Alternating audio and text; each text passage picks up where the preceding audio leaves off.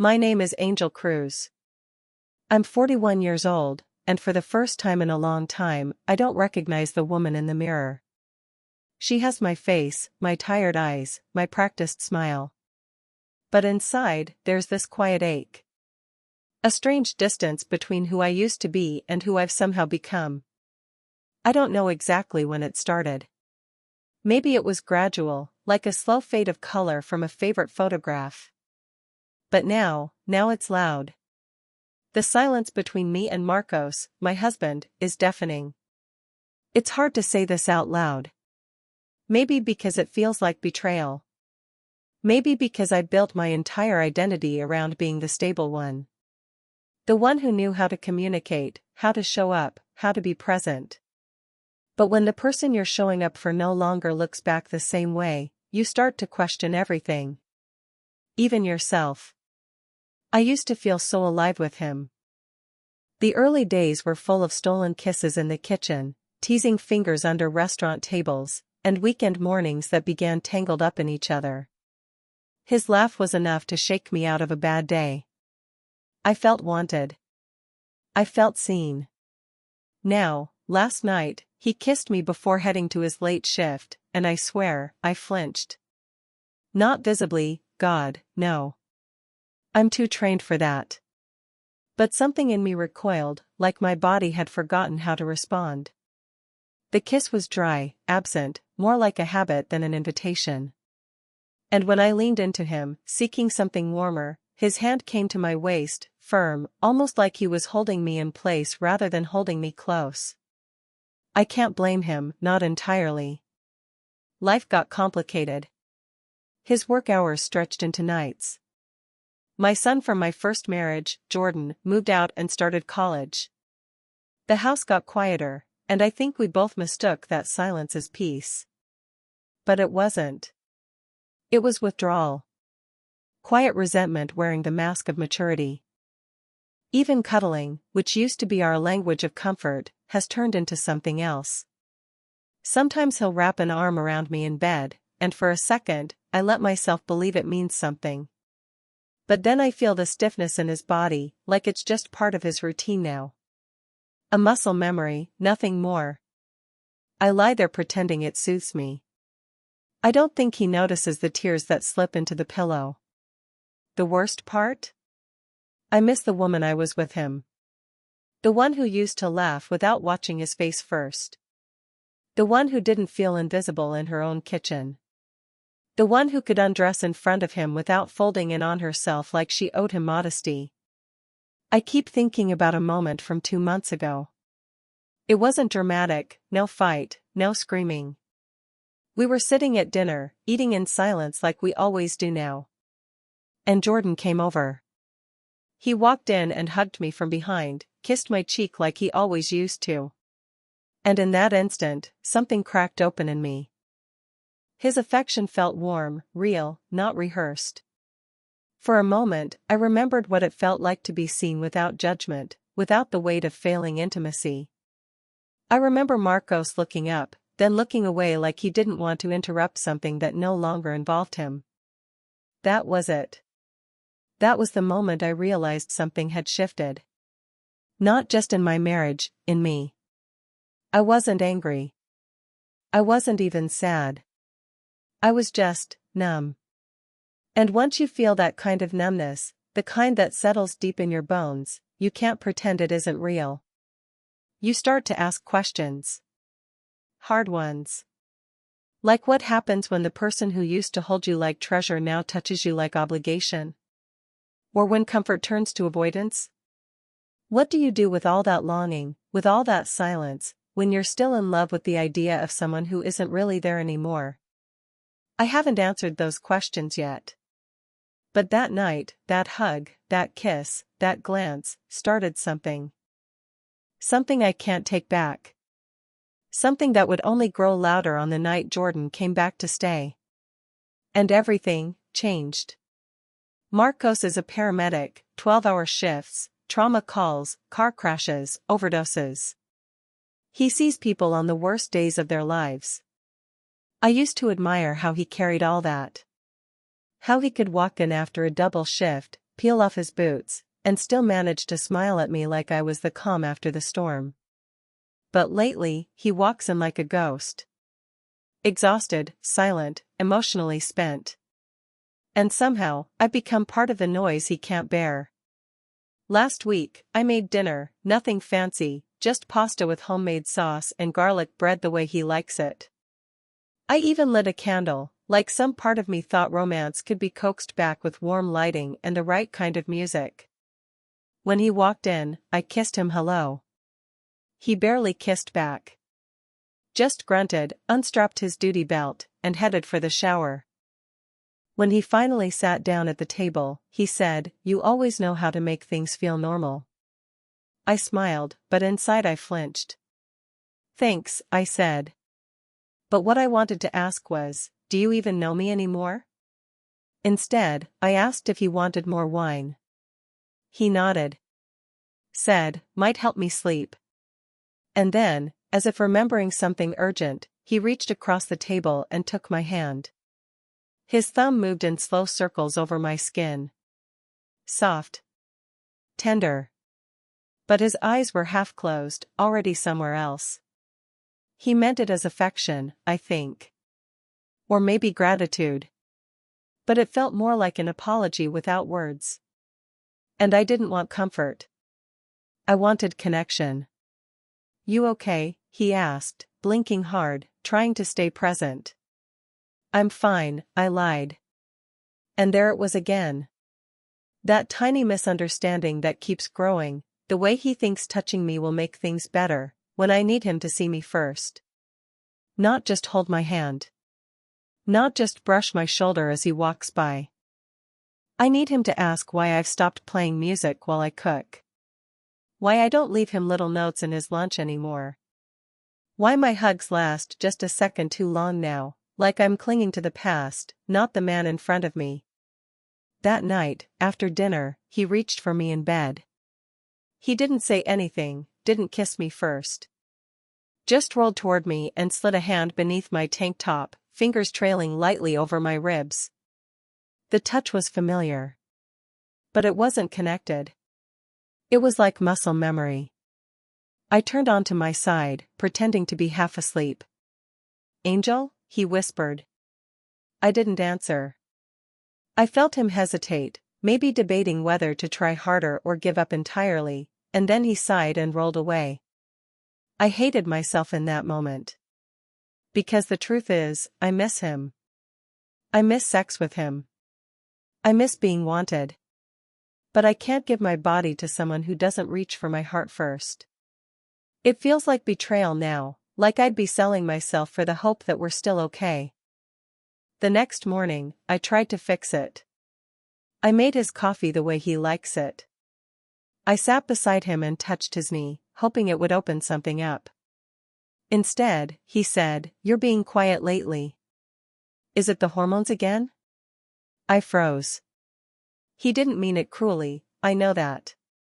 He was probably trying to lighten the mood. But it landed like a slap. "No, Marcos," I said.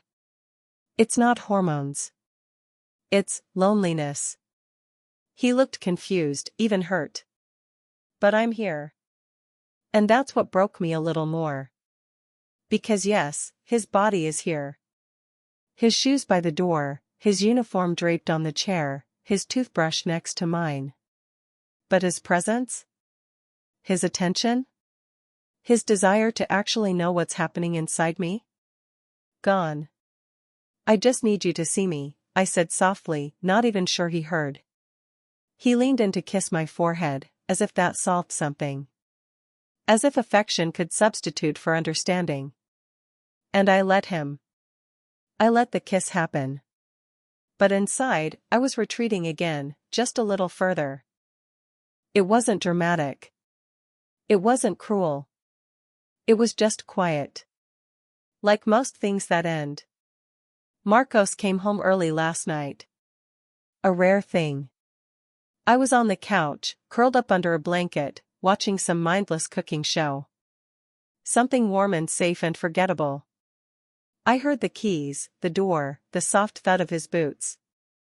For a second, my heart lifted. Just a flicker. "Hey, Hermosa," he called, setting down his gear. I turned to look at him.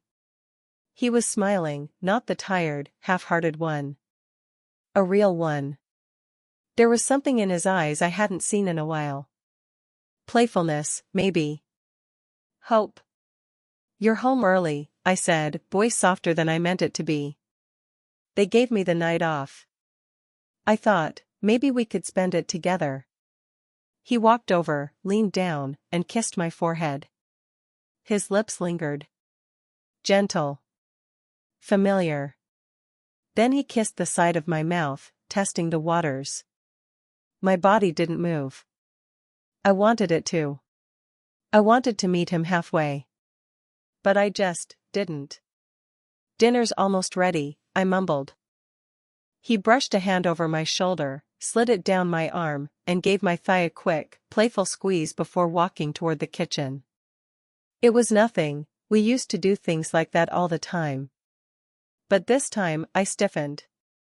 I didn't mean to. It was reflex. Like being touched without permission by someone who used to have permission. When I didn't follow him, he turned. "You okay?" I nodded. Smiled. "Yeah. Just tired." He came back, sat beside me, pulled me gently into his chest. I let him. It wasn't bad, his scent, the warmth of him, the way his hands moved slow along my back. But there was something mechanical about it. Like we were both trying to remember a dance we hadn't practiced in years. His hands slid lower. His lips brushed my neck. And I froze again. Not entirely. Just enough. I tilted my head away slightly.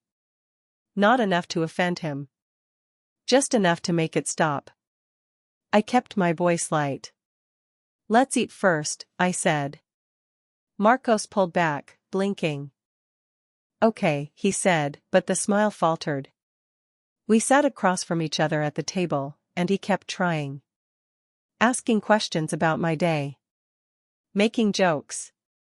Reaching across to touch my wrist, my hand, my knee. I responded. I really did. But it was like my mouth was answering while my heart was stuck in another room. After dinner, I washed the dishes. He came up behind me, wrapped his arms around my waist. Pressed his lips to the back of my neck. I didn't pull away, but I didn't lean in either. "Missed you," he whispered. I nodded. Didn't answer. His hand slid over my hips, slow and warm, and something in me shut down. I turned off the water and said, "I have a bit of a headache." He hesitated. Then let go. "Okay," he said quietly. "Maybe tomorrow." Maybe tomorrow.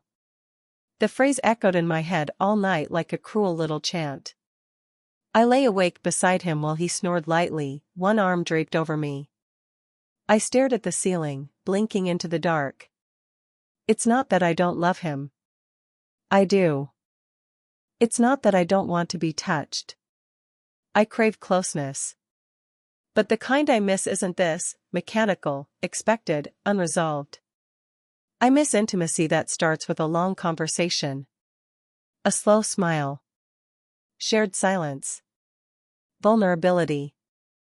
The kind that makes you feel known. Desired for your thoughts, not just your skin. Because now every touch feels like a request. Every kiss a negotiation.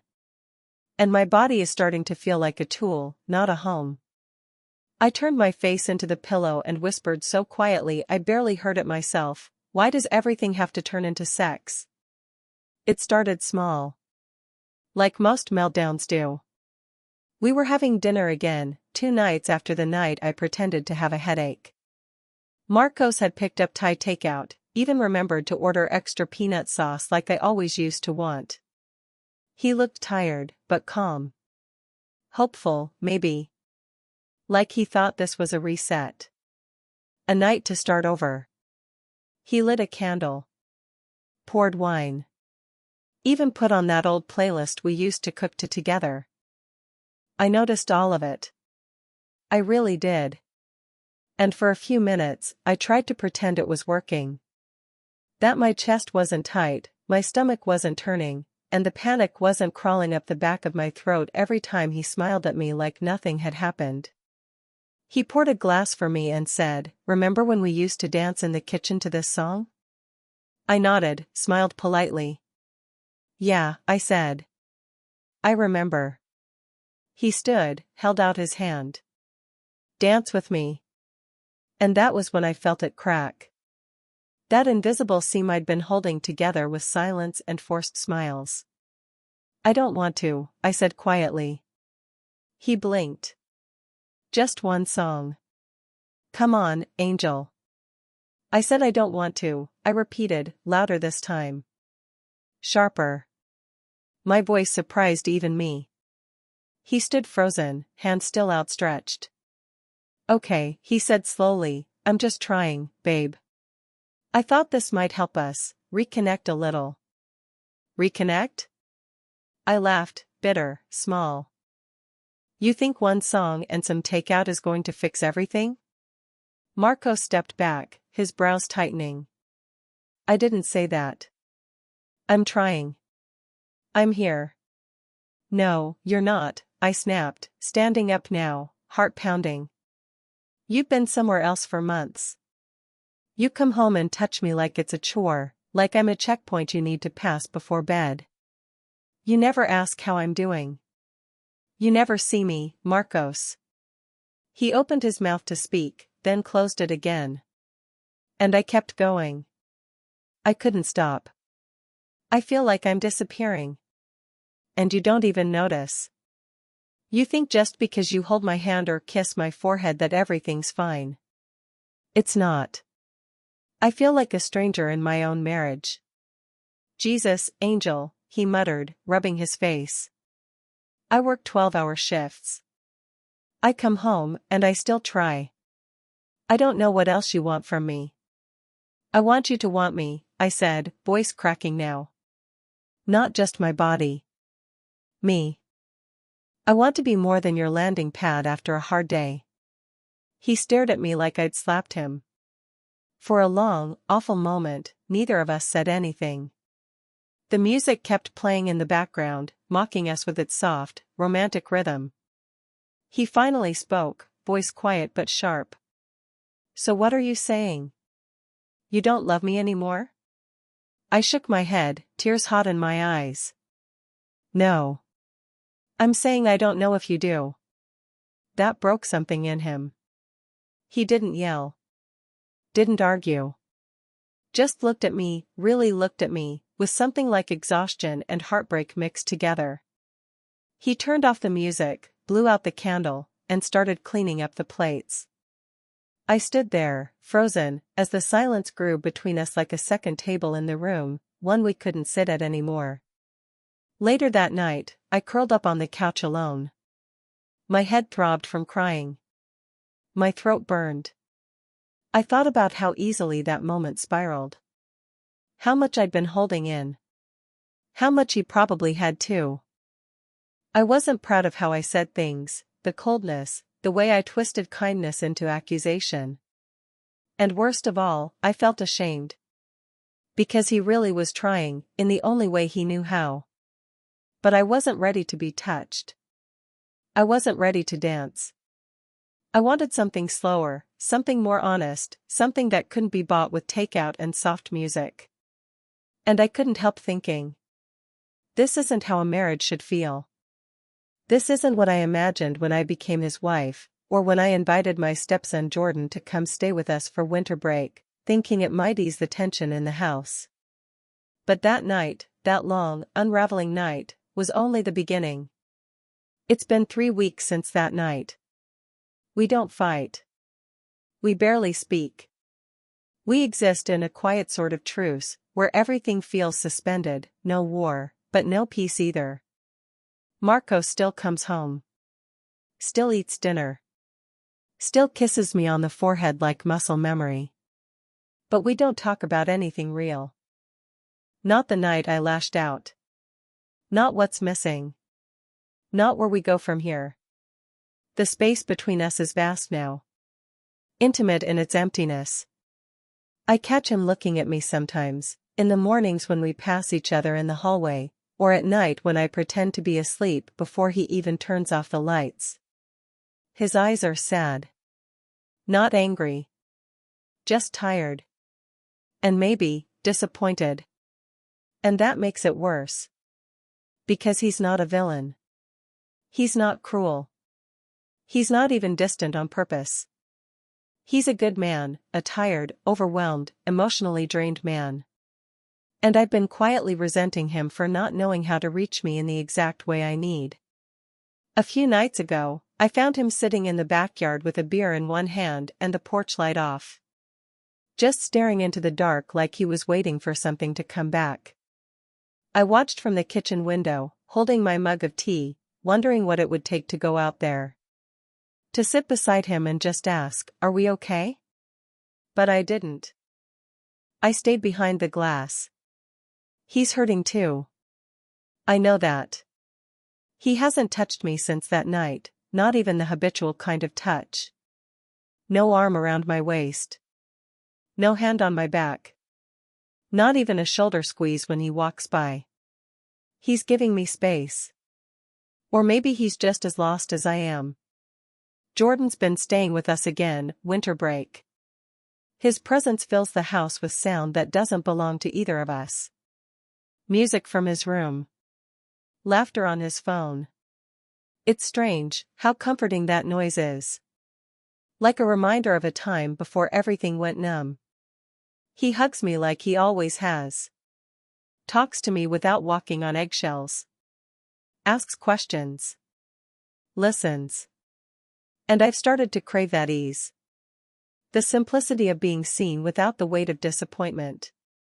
The other day, as Marcos and I passed each other in the kitchen, I accidentally brushed his arm. It was nothing, the way people pass a stranger in a grocery store. But we both froze. Our eyes met. He gave me the faintest smile. And something in my chest clenched. Because I still love him. But I don't know how to be with him anymore. I miss the man who used to chase me around the house, laughing. I miss the one who stayed up late just to talk. The one who whispered, "I still can't believe you married me," when he thought I was asleep. I miss the woman I used to be with him too, soft, open, generous. Not guarded and sharp-edged, like now. I don't know if that version of us still exists. Or if we just clung to each other for so long that we didn't notice how far we were drifting. Tonight, after Jordan went to bed, I stood outside our bedroom door, hand resting on the knob. I could hear Marcos inside, the low hum of the TV playing something he didn't care about. I stood there for a long time. Wondering, do I try again? Or do I let this slow death continue until we forget what love even felt like? Because the truth is, I'm scared. Scared of being vulnerable again. Scared of getting shut out. Scared that I'll open my mouth, and he won't know what to say. But I'm more scared of never trying. So I turned the knob. Slowly. Quietly. And stepped inside. The bedroom was dim when I stepped in. Just the flicker of the TV casting soft light across Marcos's face. He was lying on top of the blanket, remote resting loosely in his hand, his eyes not quite focused. Not asleep. Just drifting. When he noticed me, he sat up slightly. No words, just a flicker of surprise, then caution. Like he didn't know what version of me he'd get tonight. I sat on the edge of the bed, close but not touching. For a minute, the silence felt louder than any argument we'd ever had. "I miss you," I said finally. The words felt foreign in my mouth, like I hadn't earned them. He looked down at his hands. "I've been here." "I know," I whispered. "But I haven't." He nodded, slowly. "I didn't know what you needed." "I still don't." I breathed in deep, held it, then let it out with a tremble I didn't mean to show. "I didn't either." Not at first. I just knew I wasn't okay. And I didn't know how to tell you without it sounding like blame. It always sounded like blame, he said, voice low but not cruel. Just honest.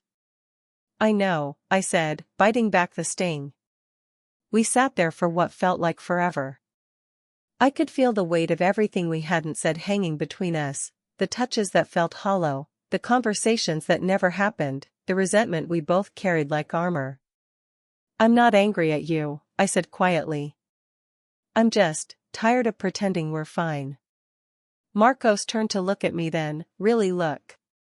His eyes were glassy, like he'd been holding back tears for days. Me too, he said.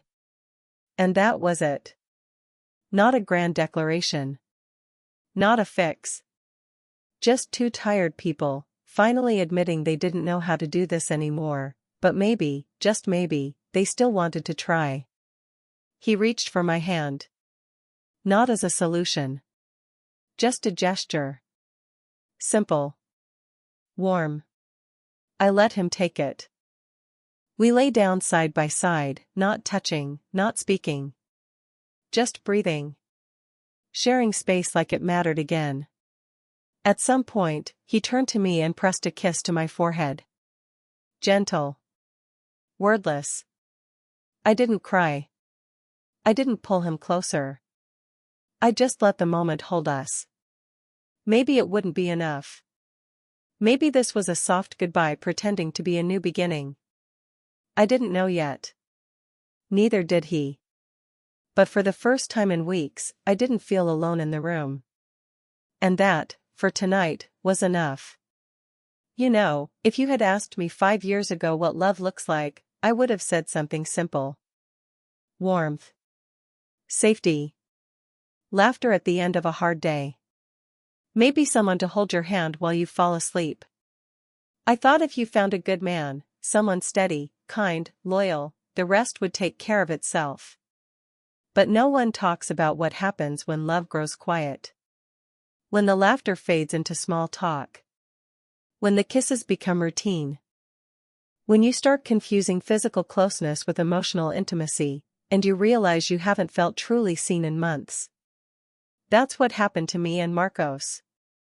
We weren't broken. Not really. We were just unfinished. Untended. Like a house you live in every day but stop cleaning.